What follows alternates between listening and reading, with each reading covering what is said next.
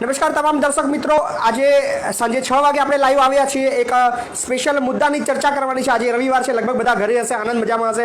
અને સ્પેશિયલી આજનો જે વિષય છે એ આપ તમામ સારી રીતે જાણો છો, કારણ કે આપણે આજનો વિષય સવારે જ ડિક્લેર કર્યો હતો, જેનું વિષયનું નામ છે ગ્રામ સભા. જી હા, આજે આપણે ગુજરાતના તમામ ગામડાઓ વિશે ચર્ચા કરવાની છે. અને સૌથી અગત્યનો મુદ્દો, જે મુદ્દાને લઈને ઘણા બધા લોકો અજાણ છે, શું છે ગ્રામ સભાની તાકાત. અને એક ગ્રામ સભા એક સામાન્ય લાગતો શબ્દ, એક લગભગ કોઈ એવો અંદાજો ન લગાવી શકે કે આ ગ્રામ સભાના જે શબ્દ છે એની અંદર શું છુપાયેલું છે, એનાથી શું પરિવર્તન આવી શકે, શું બદલાવ આવી શકે, અને આ ગ્રામ સભાની તાકાત દ્વારા આપણે આપણા ગામનો વિકાસ કેવી રીતે કરી શકીએ. ચોક્કસ આ વિષય પર આપણે વિસ્તૃત ચર્ચા કરીશું. ત્યાં સુધી તમામ મિત્રો હોપફુલી જોડાઈ જાય. આજનો લગભગ આપણે 20 થી 25 મિનિટ આ મુદ્દે ખાસ ચર્ચા કરવાની છે. અને જેટલા પણ મિત્રો આ વિડીયો જોઈ રહ્યા છે એ તમામને મારી અપીલ છે કે ગુજરાતના તમામ ગામડાઓ સુધી આ વિડીયો પહોંચાડવાની જવાબદારી તમારી છે. સૌથી પહેલો ક્વેશ્ચન એ તમામ દર્શક મિત્રોને, જેટલા પણ દર્શક મિત્રો મારો આજનો વિડીયો જોઈ રહ્યા છે એ તમામને એક ક્વેશ્ચન છે કે શું ક્યારે તમે તમારા ગામની અંદર ગ્રામ સભામાં હાજરી આપી છે ખરી? જવાબ ચોક્કસ લખજો, હા કે ના. તમે તમારા લાઈફમાં ક્યારે પણ તમારી ગ્રામ પંચાયતની જે ગ્રામ સભા થાય છે એની અંદર ક્યારે હાજરી આપી છે? જવાબ અચૂક લખજો, જેથી મને ખબર પડે કે જેટલા પણ દર્શક મિત્રો છે એ ગ્રામ સભા બાબતે સજાગ છે, એ બાબતમાં જાણે છે કે નથી જાણતા. કારણ કે આ વિષય પર આપણે ઘણા બધા કાર્યક્રમ કરવાના છે. આ મુદ્દે આપણે ઘણી બધી ચર્ચા પણ ભવિષ્યની અંદર કરવાની છે. તો એ મારે જાણવું ખૂબ જ જરૂરી છે. તો મારે ગ્રામ સભાના મુદ્દામાં કયાથી શરૂઆત કરવી, તો મને એનો અંદાજો આવી શકે. સૌથી તો આપણે બેઝિક વાત કરી લઈએ કે ગ્રામ સભા છે શું.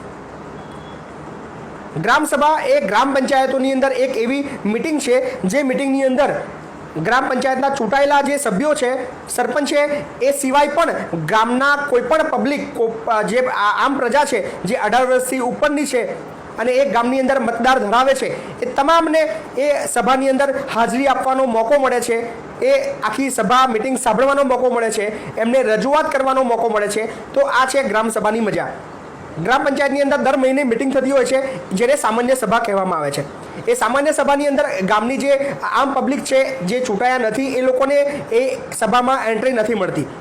પણ ગ્રામ સભા જ એકમાત્ર એવી મિટિંગ છે જ્યાં આગળ ગામના તમામ જે 18 વર્ષથી ઉપરના લોકો છે એ લોકોને મોકો મળે છે એમની રજૂઆતો, એમની ફરિયાદો અને એક ગ્રામ સભાની મિટિંગની તમામ જાણકારી મેળવવાનો. તો આ એક બેઝિક વાત છે ગ્રામ સભાની. તો તમે લોકોએ ક્યારે તમારા ગ્રામ પંચાયતની અંદર જે ગ્રામ સભા હોય છે એની અંદર ક્યારે ભાગ લીધો છે અને એનો લાભ લીધો છે ખરો? ક્વેશ્ચન છે. પણ ગુજરાતની અંદર એક સિમ્પલ વાત કરું કે 14,000 જે ગ્રામ પંચાયત છે એમાંથી લગભગ 13,500 ગ્રામ પંચાયતો એવી છે જ્યાં ગ્રામ સભા થતી હોય છે. પણ 98% લોકોને ત્યાંની જે પબ્લિક છે, નાગરિક છે, એમને ખબર પણ નથી હોતી કે ગ્રામ સભા આ તારીખે યોજાય. સેકન્ડ વસ્તુ, ગ્રામ સભાની અંદર નિયમ છે કે 8-10 સહીઓની જરૂર પડતી હોય છે ગ્રામ સભાના અંત બાદ. તો એ પણ બોલાવીને શોધીને કરાવવી પડતી હોય છે અને એવી રીતે મિટિંગ દેખાડવામાં આવતી હોય છે. તો આ એક બહુ મોટી સમસ્યા છે. આ સૌથી મોટો આપણી જાગૃતતાનો અભાવ એક કારણ દર્શાવ વસ્તુ છે. તો આપણે એટલા સજાગ નથી, આપણે એટલા જાગૃત નથી, અને પછી આપણે ફક્ત બૂમો પાડીએ છીએ ફેસબુકની અંદર, સોશિયલ મીડિયાની અંદર, અને આપણે આપણા નેતાઓને ગાળો દેતા હોય છે. પણ આપણા બેઝિક જે જાગૃત નાગરિક તરીકેનો જે આપણો ધર્મ છે કે આપણી ગ્રામ પંચાયતમાં ઓછામાં ઓછી વર્ષમાં 2 વખત ગ્રામ સભાઓ યોજાતી હોય છે. તો આપણે એ ગ્રામ સભામાં ક્યારે હાજરી નથી આપતા, ક્યારે આપણા સરપંચને એ બાબતમાં ક્યારેક ક્વેશ્ચન નથી પૂછતા. તો આપણી પણ ભૂલ છે. ચલો, ઘણા બધા મિત્રો જોડાઈ ગયા છે, આપણે મુદ્દાની શરૂઆત કરીએ. સૌથી પહેલાં તો વિડીયો શેર કરી દેજો, જેટલો બને એટલો શેર કરજો, કારણ કે ગામડાના જે જાગૃત લોકો નથી ત્યાં સુધી પણ મારી વાત પહોંચવી જોઈએ. અને જે ગ્રામ સભાની તાકાત છે એ આજે ખાસ મુદ્દે આપણે ચર્ચા કરવાની છે. કારણ કે તમારા ઘણા બધા મૂંઝવતા પ્રશ્નો છે. ઘણા બધા લોકો મને ફોન કોલ કરતા હોય છે, ઘણા બધા મેસેજ કરતા હોય છે કે સાહેબ અમારા ગામની અંદર મારે આ સમસ્યા છે, અમારો સરપંચ સાંભળતો નથી, અમારી પંચાયત આ બાબતમાં જવાબ નથી આપતી. તો એ તમામ મુદ્દાનું કદાચ આ 20 કે 25 મિનિટના વિડીયોની અંદર તમને સમાધાન દેખાશે. કંઈક એવો રસ્તો દેખાશે કે તમારા જેટલા પણ પ્રશ્નો છે એ મને પૂછ્યા વગર તમે સીધા ગ્રામ પંચાયતમાં જઈને રજૂઆત કરશો અને તમારું કામ 100% થવાના ચાન્સીસ છે. તો વિડીયો બને એટલો શેર કરજો. ચલો આપણે મુદ્દા પર આવીએ. તો વર્ષમાં ઓછામાં ઓછી 2 વખત ગ્રામસભા કરવી પડી હોય છે. અને આ જે 2 ગ્રામસભાઓ છે એમનો જે 2 ગ્રામસભા કરવાનો વચમાં 3 મહિનાની ઓછામાં ઓછી ગેપ ખૂબ જ જરૂરી છે. પહેલી ગ્રામસભા લગભગ એપ્રિલથી પહેલાં 2-3 મહિનાની અંદર થાય છે અને પછી 3 મહિના પછી ગમે ત્યારે યોજાતી હોય છે. તો આ ગ્રામસભાની અંદર તાલુકાના કોઈ અધિકારી પણ ત્યાં હાજર હોતા હોય છે. દાખલા તરીકે કોઈ તાલુકા વિકાસ અધિકારી પણ આવતા હોય છે, ઘણા કેસની અંદર ડેપ્યુટી ટીડીઓ પણ આવતા હોય છે, કે ત્યાંના ક્લરિકલ સ્ટાફ પણ આવતા હોય છે, કે કોઈ પણ એક અધિકારી ત્યાં હાજર હોય છે. સાથે ગ્રામ પંચાયતના જે વડા છે એટલે કે સરપંચ આના જે અધ્યક્ષ છે એ ગ્રામસભાનો અધ્યક્ષ સાથે, અને બીજી વસ્તુ એમના ગ્રામ પંચાયતના તમામ સભ્યો હાજર હોય છે અને એ ગામના તલાટી પણ હાજર હોય છે. અને સાથે જ મેં અગાઉ કહ્યું એમ કે ગામડાના જેટલા પણ 18 વર્ષથી ઉપરના લોકો છે એ તમામ લોકો આ ગ્રામસભાનો હિસ્સો બની શકે છે.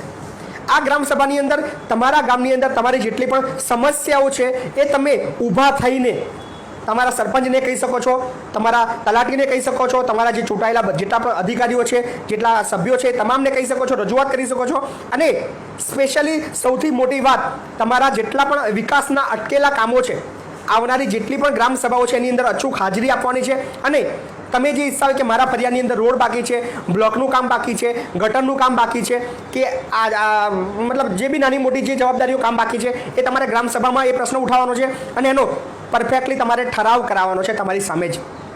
ગ્રામસભામાં તમારે રજૂઆત કરવાની છે કે આ મારું જે કામ બાકી છે, કે આ રસ્તા પર આ રોડ બાકી છે, આ બ્લોક નાખવાના બાકી છે, તેનો ઠરાવ ગ્રામસભામાં તમારે અચૂક કરાવવાનો હોય છે. અને સૌથી મોટી વાત, સરપંચને જે સત્તા આપવામાં આવી છે એ છે 15મું નાણાં પંચ. 15મું નાણાં પંચ અંતર્ગત જેટલા પણ વિકાસના કામો લેવાના હોય છે તમારા ગ્રામ પંચાયતની અંદર, જે સરપંચને સીધી ગ્રાન્ટ મળે છે એ જેટલી પણ ગ્રાન્ટોનો જે અમાઉન્ટ આવે છે એ તમામ ગ્રાન્ટ વાપરવા માટે એ ઠરાવ કરવા માટે એક ગ્રામસભામાં જ ઠરાવ થાય. ગ્રામસભા સિવાયના કોઈ પણ ઠરાવ બીજી એમની જે અંદર મિટિંગ કરીને સામાન્ય સભા કરે છે એ ઠરાવ વેલિડ નથી. એ તમે યાદ રાખજો. તો તમે તમારા ગામની અંદર કંઈ પણ વિકાસનું કામ કરાવવું તમારે હોય તો તમે જો એક ગ્રામસભાની અંદર હાજરી હોવ અને તમારે કહેવાનું છે કે ભાઈ સરપંચ ઊભો રહે, તમે જે કહો છો એ નથી કરવાનું, ગામની અંદર જે જરૂર છે એ કામ તમારે કરવાનું છે અને આ કામ બાકી છે. તો તમારા વિસ્તારની અંદર જેટલી પણ સમસ્યાઓ છે, જેટલી પણ વિકાસના કામોની લગતી બાબતો છે એ તમામ કામના ઠરાવ તમારે ગ્રામસભામાં કરાવવાના છે. અને સરપંચ એની પોતાની મનમાની નહીં કરી શકે વિકાસના કામોની અંદર. તમે જે કહી રહ્યા છો એ જ કામ કરવું પડશે, કારણ કે તમે જે ગ્રામસભાની અંદર જેટલા પણ ઠરાવ કરાવશો એ જ ઠરાવની કોપી લઈને એ તાલુકા વિકાસ અધિકારીમાંથી વહીવટી પ્રક્રિયા કામ કરશે અને એ જ કામ એને કરવા પડશે. તો સરપંચની કોઈ મનમાની ચાલતી નથી. આપણને એવો ભ્રમ છે, આપણે એવું વિચારતા હોઈએ છીએ કે અમારો સરપંચ અમારું સાંભળતો નથી. અરે ભાઈ, સરપંચ તો સાંભળે પણ તમને સંભળાવતા આવડવું જોઈએ. તમે જો એ ગ્રામસભાની અંદર હાજરી આપો, તમારા જેટલા પણ વિકાસના અટકેલા કામ છે એના ઠરાવ કરાવડાવો, તમે પ્રેશર આપો તો 100% તમે જે કામ આપ્યા છો એ જ કામ થાય. સરપંચ પોતાના મનસ્વી રૂપે, વલણ રૂપે એ કામ, એમના જે લગતા કામ ન કરી શકે.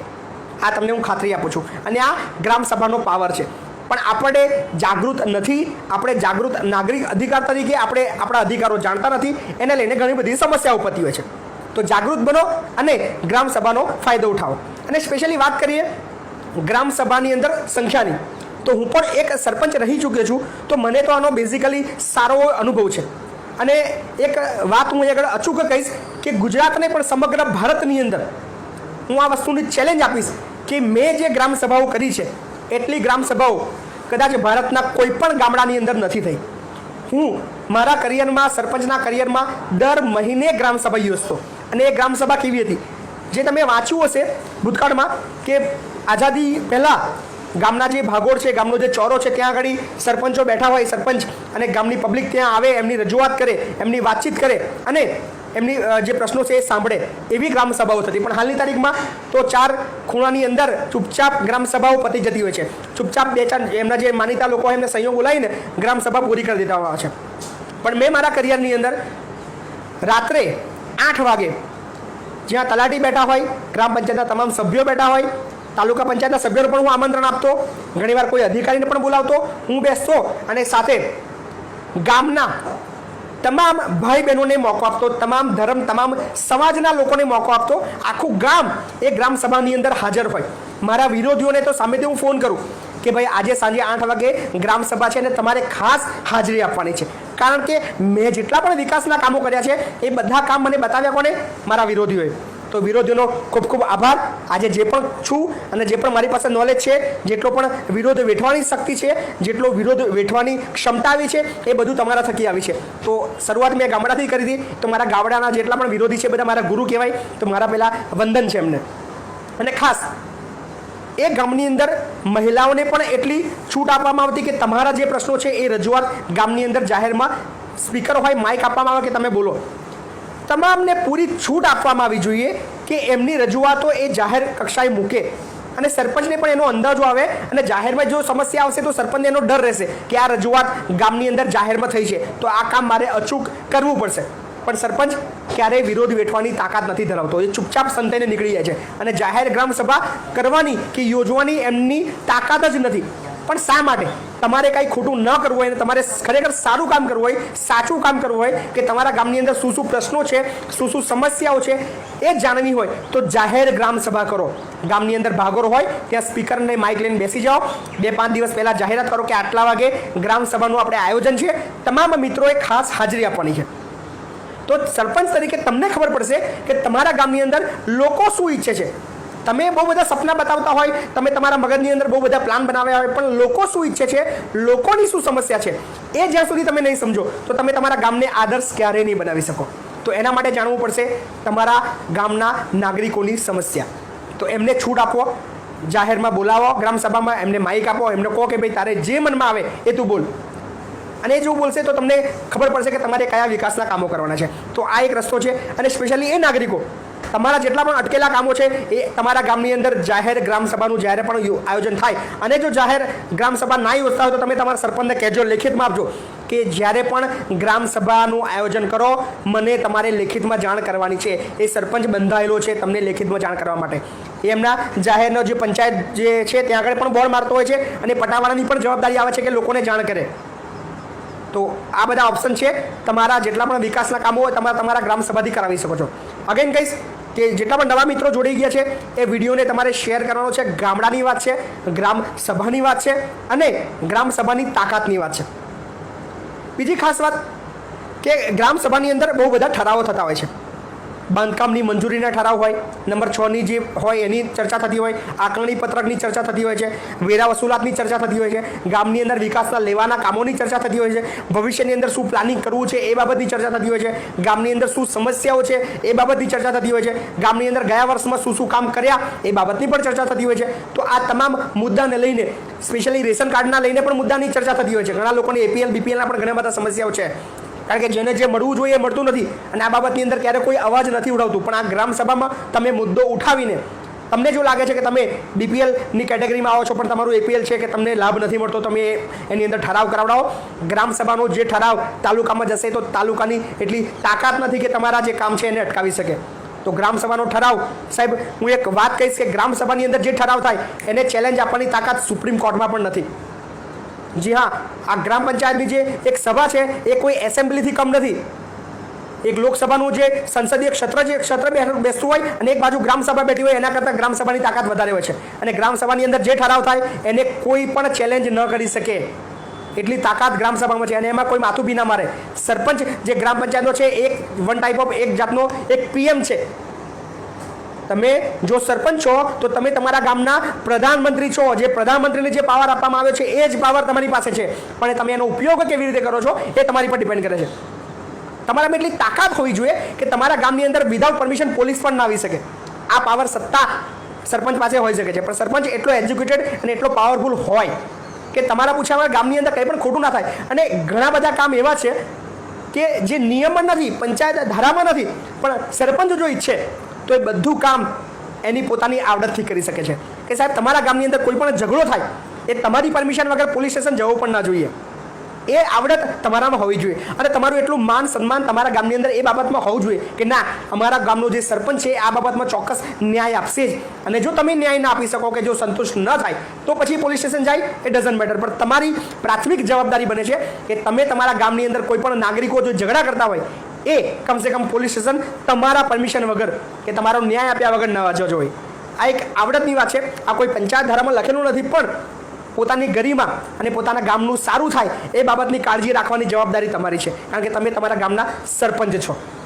અને બીજી વાત કે એક એવોર્ડ પણ છે આ બાબતમાં કે જો તમારું ગામ ગુનારહિત ગામ બને, કોઈ આખા વર્ષમાં કોઈ ગુનો ના નોંધાય તો તમને એના આવક અને એક એવોર્ડ પણ મળતો હોય છે, એની એક અમાઉન્ટ છે એ પણ તમારા ગામને મળતી હોય છે. તો આપણે એક બેનિફિટ છે લાભ લેવાનો. અને બીજી ખાસ વાત, આપણે મુદ્દાની વાત કરીએ છીએ ગ્રામસભાની, તો આ ગ્રામસભાની અંદર હું તો કહું છું કે એક્ટ જોઈએ, ભલે એવું કહે છે કે 18 વર્ષથી ઉપરના, પણ મારા ગ્રામસભાની અંદર એક ખાસ વાત એ હતી કે મારા ગ્રામસભાની અંદર તમામ વિદ્યાર્થી મિત્રો જે પ્રાથમિક શાળામાં છે, જે હાઈસ્કૂલમાં છે, જે કોલેજમાં છે, જેમને મત આપવાનો પણ અધિકાર નથી મળ્યો, જે 18 વર્ષથી નીચેના છે, એ તમામ લોકોને પણ હું ગ્રામસભાની અંદર જાહેર આમંત્રણ આપતો અને એમને અલગ પ્લેસ આપતો અને એમને પણ પ્રશ્નો પૂછવાની પૂરી છૂટ આપતો. કારણ કે ઘણી બધી એવી જે કામો છે એ આપણને પણ ખ્યાલ ના આવે, કદાચ નાનું છોકરું બોલીએ. અને સાહેબ મારા ગામની અંદર વિકાસના 8 થી 10 કામ તો એવા છે જે મને પ્રાથમિક શાળાના 3 થી 4થા ધોરણના કે 5મા ધોરણના છોકરીઓએ મને સજેસ્ટ કર્યા છે કે સરપંચશ્રી આપણા ગામની અંદર આ જરૂર છે. તો કદાચ આપણું જે મોટું મગજ છે કદાચ એ ના સમજી શકે, પણ જે નાના બાળકનું મગજ છે એ કદાચ સમજી શકીએ અને એમાંથી જો આપણે શીખીએ તો આપણા ગામની અંદર એકાદ બે સારા કામ એવા થઈ શકે છે. પણ આ છે વાત સ્વીકારવાની કે નાના છોકરાનું હું સાંભળું કે મારા પોતાનું કરવું, એ આપણને એવો અહમ હોય, પણ એ વિદ્યાર્થીને પણ એટલી છૂટ આપો, એને એટલી પૂરી સત્તા આપો કે એના ગામની અંદર વિકાસના કામોની અંદર એની પોતાની વાત રજૂ કરી શકે, જાહેર ગ્રામસભામાં આવે અને જાહેરમાં બોલે. કારણ કે એ જ આવતીકાલનું ભવિષ્ય છે. અને કદાચ બની શકે કે આજે જે 17 વર્ષનો 16 વર્ષનો જે છોકરો છે એ જ 5 વર્ષ પછી કદાચ એ ગામનો સરપંચ બને, તો એને એટલું નોલેજ હોવું જોઈએ કે એકચ્યુઅલમાં ગ્રામસભા છે શું. આજે એક વાતની હું ચેલેન્જ જરૂર આપીશ કે મારા ગામની અંદર જેટલા પણ નાગરિક મિત્રો છે, જેટલા પણ વિદ્યાર્થી મિત્રો છે, એ કોઈ પણ વ્યક્તિને તમે ફોન કરીને પૂછજો, લવાલ ગામ લખજો ગૂગલમાં, કોઈ પણ વ્યક્તિનો તમે નંબર કાઢજો, એને પૂછજો કે લવાલમાં ગ્રામસભા એટલે શું. સાહેબ 4થા ધોરણમાં ભણતા 5મા ધોરણમાં ભણતા છોકરાને પણ ગ્રામસભા વિશે તમામ માહિતી ખબર હશે. તો આ ફરક છે કામગીરી કરવાનો. આપણે નક્કી કરવાનું છે કે આપણા ગામની અંદર આવનાર ભવિષ્યને પણ આપણે એટલો સપોર્ટ આપીએ કે ગ્રામસભાની ગરિમા જાળવે, ગ્રામસભાનું મહત્વ સમજે અને આપણા ગામની એકતા જળાવવા માટે પણ એ બહુ ખૂબ જ જરૂરી બને છે. ગામની અંદર તમામ એવા જે અણબનાવો બનતા હોય છે, એક જાહેર ગ્રામસભામાં તમે સોલ્યુશન લાવો. સામાજિક ઝઘડા હોય, ધર્મને લગતા ઝઘડા હોય, એ તમામની એકતા પણ તમે એ ગામની અંદર સાથે ગ્રામસભાની અંદર સોલ્યુશન લાવી શકો છો.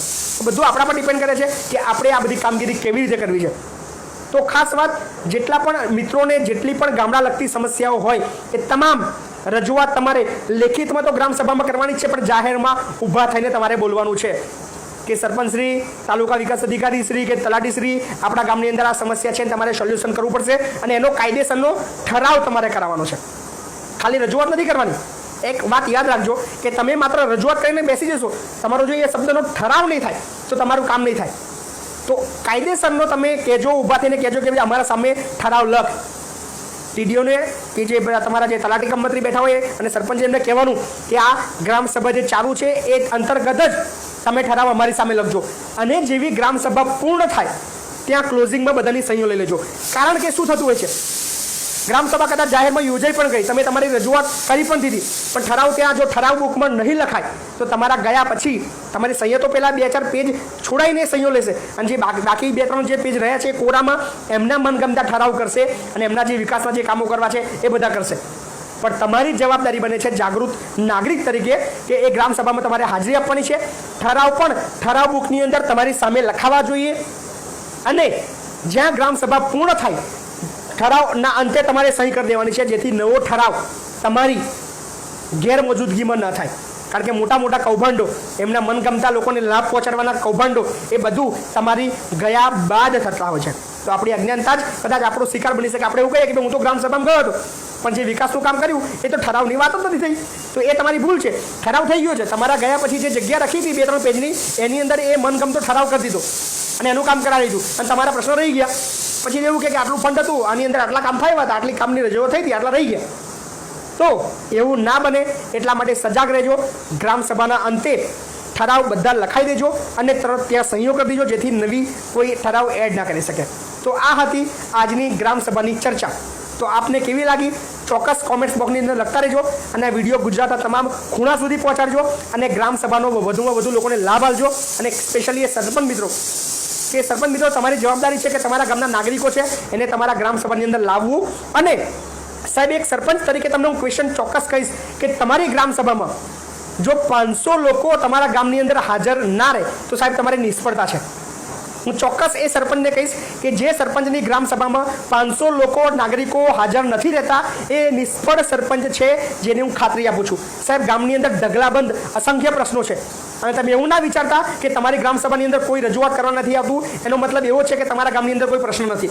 અબજો પ્રશ્નો છે સાહેબ, પણ તમારી નિષ્ફળતા એ બતાવે છે કે તમે લોકોને જાગૃત કરવા માટે મદદ નથી કરતા, તમે તમારી મનમાની કરો છો. પણ એવું ન બને. તમારા ગ્રામસભાની અંદર આવનારી ગ્રામસભામાં તમે ફોટા મૂકો કે મારા ગામની અંદર 500 કે 700 લોકોએ આ ગ્રામસભામાં હાજરી આપી, ઓફિશિયલી 600 લોકો 700 લોકો સહી કરે તો એ પણ એક એવોર્ડ વિનિંગ ગ્રામ પંચાયત કહેવાય. કારણ કે તમારા ગામના તમામ નાગરિકને પૂરો હક આપજો, એમની રજૂઆતો સાંભળજો, જેટલું બને એટલું એ લોકોને મદદ થાય એ માટેના કામ કરજો. કારણ કે તમે એક સરપંચ છો. સરપંચ એટલે કે તમારે આખા ગામનું એક સપનું છો, જે ગામની તમામ જરૂરિયાતો પૂરી પાડવા માટેનું એક વિઝન છે કે આ વ્યક્તિ પૂરું કરશે. તો આજની વાત અહીંયા જ. આવતીકાલે રાત્રે 8 વાગ્યાનો સમય રહેશે. આજે 6 વાગ્યાનું રાખ્યું બિકોઝ કંઈક સન્ડે હતો એટલા માટે. તો આવતીકાલે રાત્રે 8 વાગે નવા મુદ્દા નવી ચર્ચા સાથે ફરી મળીશું. ત્યાં સુધી મને આપશો રજા. વિડીયોને શેર કરજો અને આવતીકાલનો વિષય પણ ગ્રામ પંચાયતથી કંઈક અલગ રહેશે, પણ ખૂબ જ જરૂરી રહેશે. તો ત્યાં સુધી આવજો.